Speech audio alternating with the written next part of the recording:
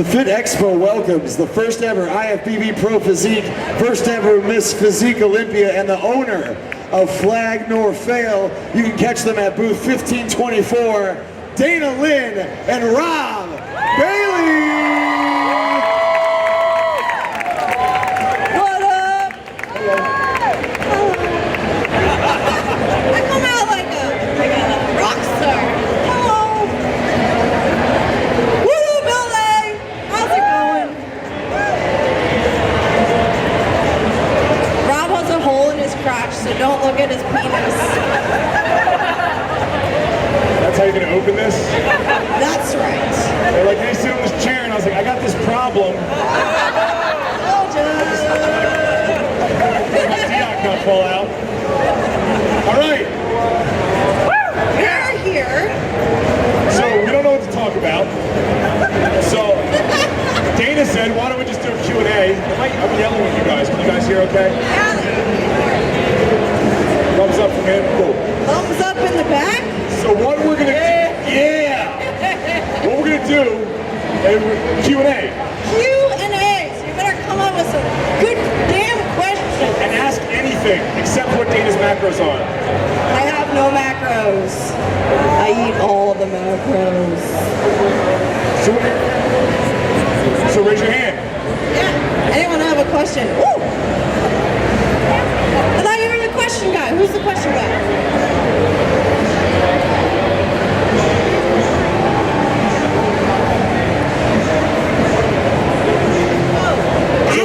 The question is, what is Dana's strategy for recovery?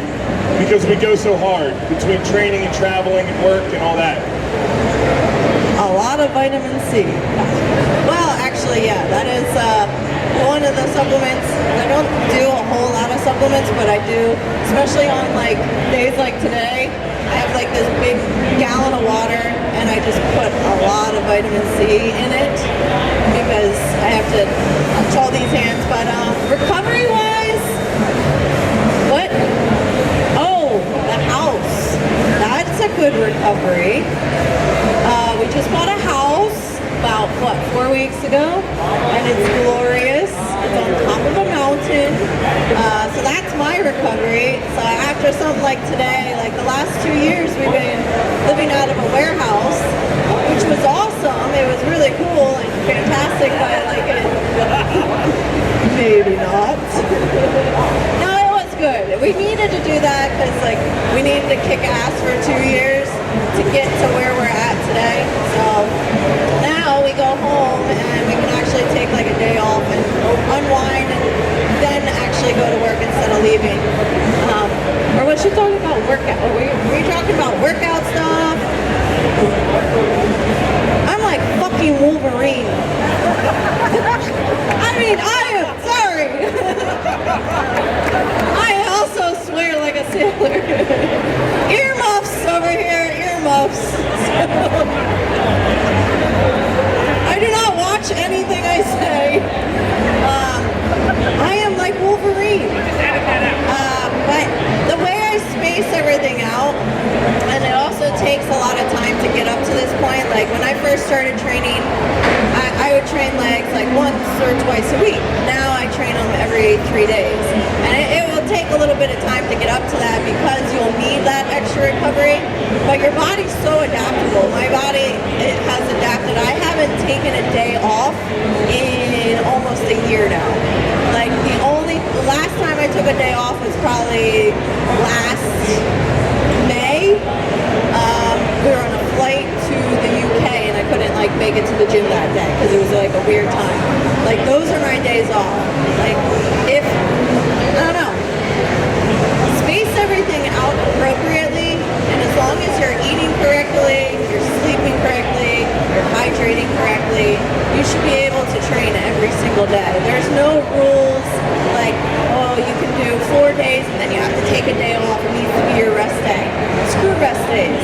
Rest days are for the weak. Rest days are when I'm beating you. So go ahead and take your rest day because Dana Linn Bailey will be in the gym. Next question. We only have 2 microphones.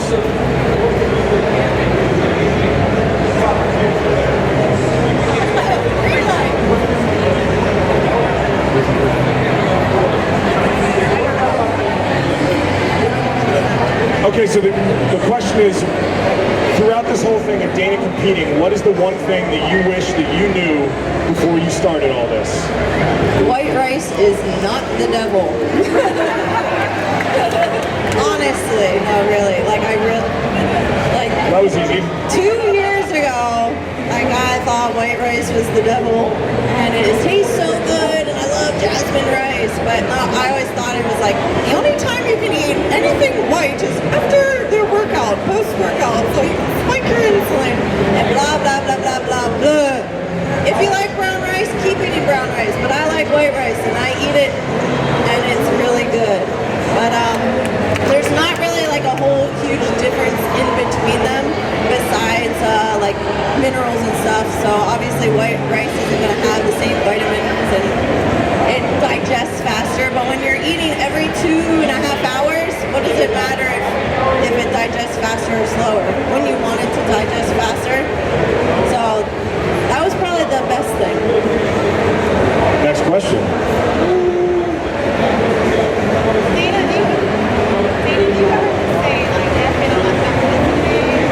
I can't hear anything you're saying.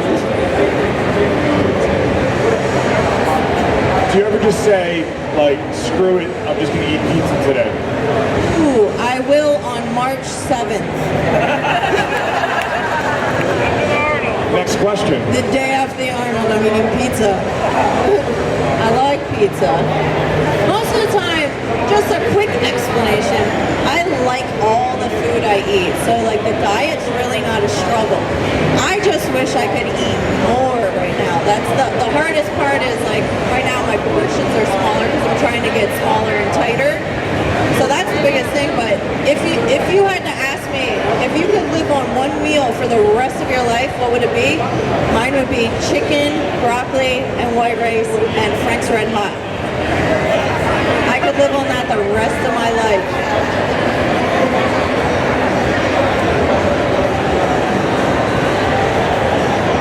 I was wondering, what's your favorite part of having your own house again? Debo can run around into the woods. So we have 2 dogs. Both of them are rescues. We have Debo, and then everyone obviously knows Kaya. Debo has some issues with people. He was beat up. We got him when he was like a year old, and he has issues with humans. He's terrified of humans, so he can't really be around people. So like at the warehouse, he was always like in a crate or in a room by himself. So that's honestly my absolute favorite thing. I can open up the doors and the dogs can run and play. What's yours? We actually bought the house for our dog, as like silly as it is. Like it was for us, but like when we were searching, we need land, we can't be near people for Debo. Just so he could I just want him, because he's getting sort of old now. He's like what, like 10? My poor buddy he's almost 10. I want the last couple years that he can run around off the leash. My favorite thing is it's fixing the holes that I was creating in our marriage. The whole sleeping in a warehouse every day. The car shop normally goes till 3 or 4 a.m. and then at 6 a.m. employees show back up. So you got a 2-hour window to make moves on your wife. Hey! Earmuffs, little kids. So they move. They have no idea what I'm talking about. Hey, you never know. They have TV. And then the same thing, just never being alone. We go to expos on the weekends, we go to shows, you come home and it's just back in the warehouse.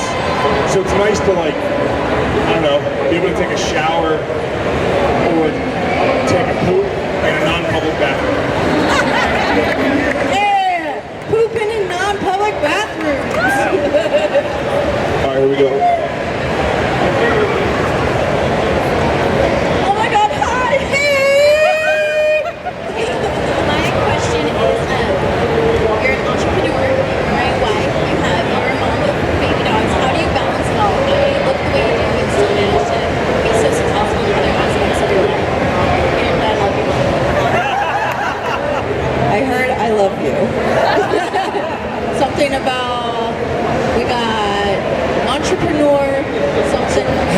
everything you do? I have a huge team of awesomeness. We got Austin here. Bam! Famous Austin. We also got Jeffy. And then of course Rob Bailey. And then we have his brother Drew that like takes care of the warehouse. But honestly, like we all like work as a team to get everything done. Like everyone knows, like right now I'm training for a show, so like my time at the warehouse is like it's sort of minimum right now. It sort of sucks, but like when I train to do, like if I sign up to do something, it's like 100% like everything goes into it. So some things get sacrificed along the way, along with like relationship and that kind of stuff. But we still like to get everything done. We all kind of like work together. So we have like a huge supportive team back home, and then obviously with us here today. Should honor for James Luna. James Do you ever miss being an educator? Did you ever go back to your school with your Actually, yeah, I think about that. His question was if it's really loud. His question was if I ever missed education. If you guys didn't know, I was a teacher for about 6 years. I taught health and phys ed. And I loved it. I miss it. I miss being with the kids. I mean, it was fun. It was hilarious. They didn't always get my sarcasm, which frustrated me. Very sarcastic. But what our plan is, once the Arnold's done and we sort of start getting back on the schedule, we kind of want to start making more advances into going back to schools and doing public speaking, and because I know he has a huge background, and we both have a huge background and passion for kids, and that's what this world gets developed on, is the youth. And so my whole goal is I want to go back to schools and not just talk to girls, but talk to girls and guys. I was on the bully committee, and that was the one thing I missed, was dealing with all the kids' problems, because it's bad now with the internet. It's horrible. Kids don't only get bullied in school; they go home and then they sign online, and then they're getting bullied socially, all from not just their school, but kids from other schools and across the country. It's disturbing, and it's creating a very, very negative world. So that's our whole goal, is to start getting the youth, getting back to the roots and going back to the youth, and start doing some fun speeches and talks with the kids.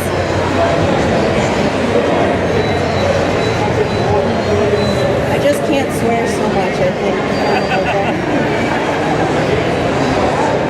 What is your favorite part of the body to train? It changes. I don't know.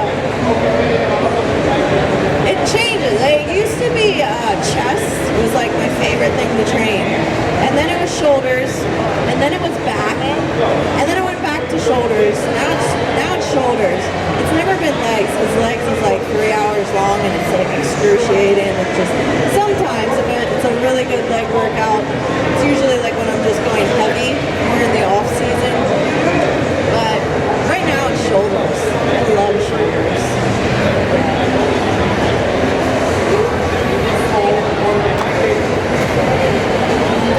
With the amount of time you work out, muscles and body, what do you do? What's the most important thing to maintain your connective tissue and ligaments to prevent injury?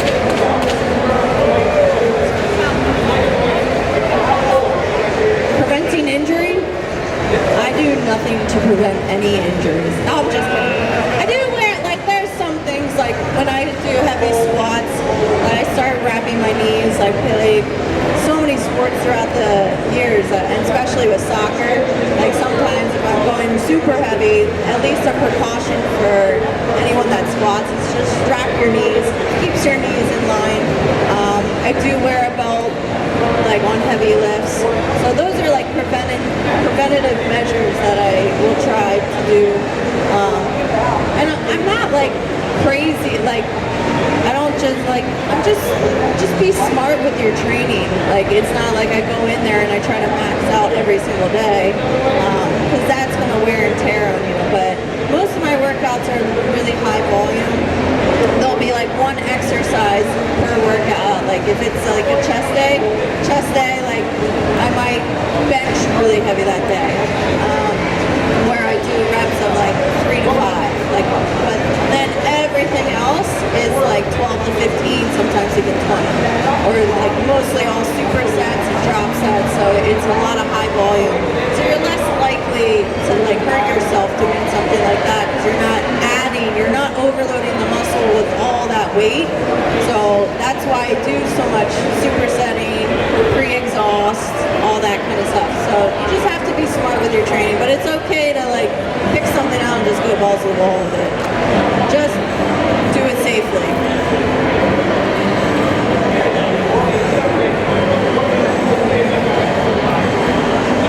My question was, what's the turning point when you really didn't want to do this?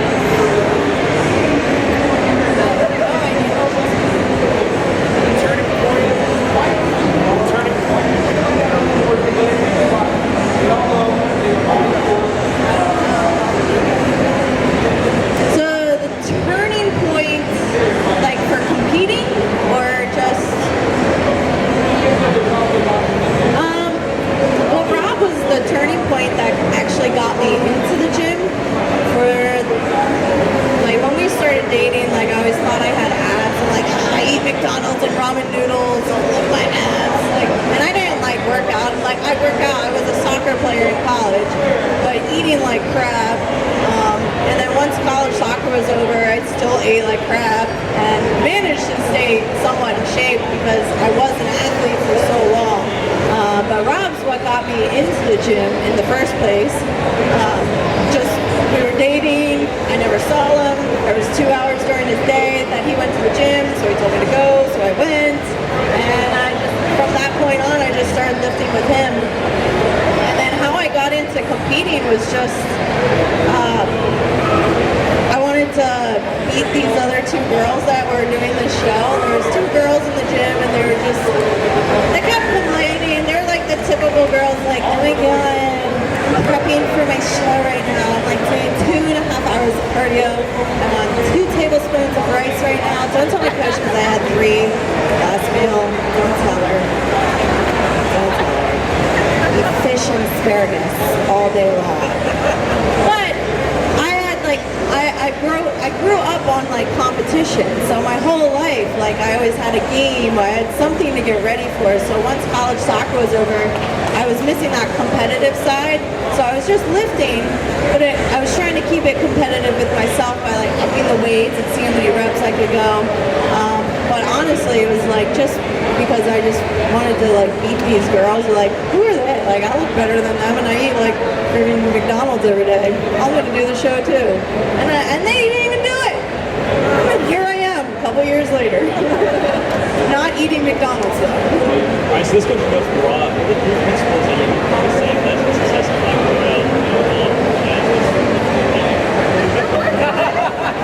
I didn't even hear the question. You got to repeat it. You want like 3 successful principles? Why 3? Can I do like maybe 2? A huge driving one is obviously Dana, and the decision to sort of like market her honestly. So instead of going like every other fitness girl, you know, instead of doing that, like I was like, well, I like her, but she doesn't scream like sexy. You know, she screams like I'm a badass girl. So like we just put videos out there saying, hey, this is who she is. And when Flag NFL started, I obviously had money. So I just made decisions to just make decisions based on I don't have any money. So it's limited. You know, it's hand printed because I couldn't afford automatic runs. So we just try to make as many honest decisions as possible. We saw some other sort of business dudes prior to us we worked with. Just everything was like taking advantage of people. So we just hit the industry as honest as possible in everything that we've done. And I mean, people respond well. you know. I mean, the honesty that I show, the honesty that she shows with herself, like she's never pretended to be anybody she's not. And oftentimes people think that they need to pretend to be somebody else to make themselves higher in the industry or do something, and like a lot of times that's going to catch back up to you because you're going to forget when you're in the hotel that you need to pretend to be this person, you know. So I mean, it's just a lot of honest decisions. You know, we've never financed anything except for our building, just because financing doesn't feel right to me. So unless I can hold a title or unless I can actually hold a deed, I don't buy things. Which when sales are very different or anything like that, we're always fine because we have no payments. So, but it's also held our growth back, which is also, I think, going to ensure our longevity. So like all these little tiny honest decisions all sort of added up to get us where we are. One more question. We'll do with the shirtless dude.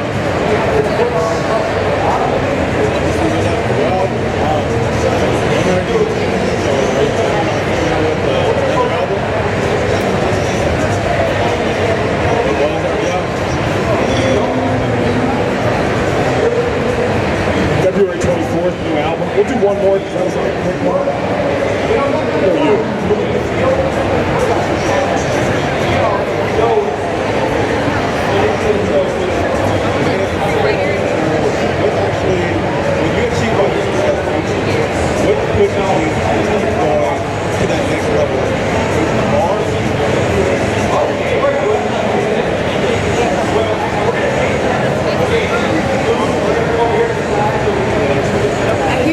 I see your lips moving, but I don't hear anything.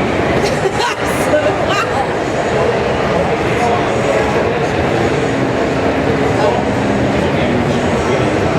He wants to know what keeps you going, because you were first Miss Olympia, your first ever pro. I mean, I'm her husband, so I can say, but she's sort of like female-wise, top of the industry.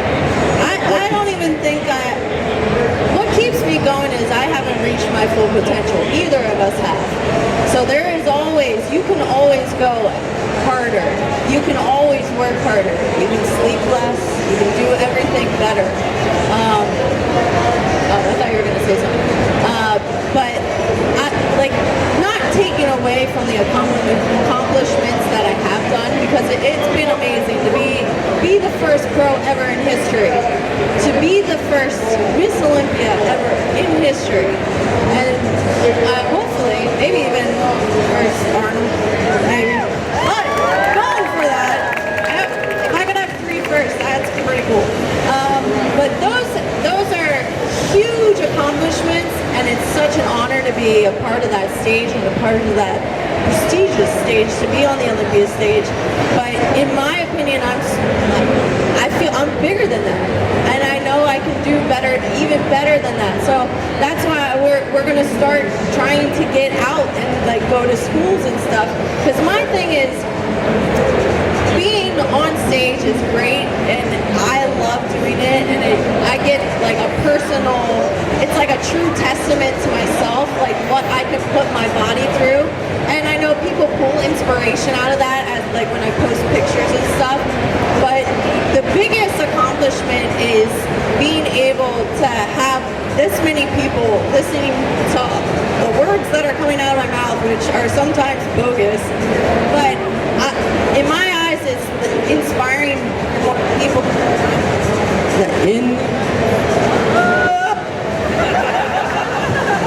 Testing. What? Are you guys cutting me over there? I don't even know what I was saying now. So the one thing I've noticed about Dana is she's never introduced herself as Miss Olympia. Oh. The whole time that she was, she never once said that. I think I've And always even when signed people it ask her myself. now, she doesn't say like everything she's done, almost like she forgets about it as soon as she does it. So like, It's on to the next thing. well, like, so who are you? She's like, I'm Dana Linn Bailey. And it's like, well, no, tell them, you know, you're Miss Olympia and stuff. She's like, I don't want it. That sounds dumb. Because All right. that's not what has shaped me. What has shaped me is just being me. And it's not, you guys aren't sitting here because like, oh wow, she was the first pro ever, like she must be awesome. No, you're sitting here because you like who I am as a person, not because of a title. So I never want to hold myself to a title of anything. My title is my name, because that's what I made but we made it. So I'm gonna try to keep making my name bigger and bigger and bigger and influencing more and more people around the world. So that's my accomplishment. That's what keeps me going.